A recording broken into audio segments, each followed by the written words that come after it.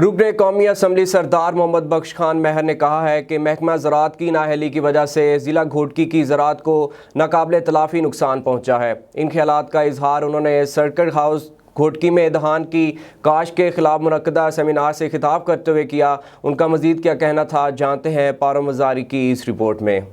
Seminar میں deputy commissioner Ghotki Muhammad Usman عبداللہ، تمام assistant commissioner, تحصیلداروں، director زراعت رسول بخش جھنجھو، کسان بورڈ کے میاں محمد شریف قریشی سمیت بڑی تعداد میں کاشتکاروں نے شرکت کی۔ اس موقع پر ایم ایل اے سردار محمد بخش خان مہار نے خطاب کرتے ہوئے کہا کہ سندھ حکومت نے دھان کی کاشت پر دفاع 144 نافذ کر دیا ہے، دھان کی فصل سے گریز کریں۔ انہوں نے ڈپٹی کمشنر گھوٹکی کو ہدایت کرتے ہوئے کہا کہ ضلع میں دھان کی کاشت پر مکمل پابندی عائد کرنے کا مقصد زرعی زمین کا تحفظ کرنا ہے۔ ضلع بھر میں تمام جلد غیر رجسٹرڈ ڈیلرز کے خلاف سخت کارروائیوں کا سلسلہ شروع کیا جائے۔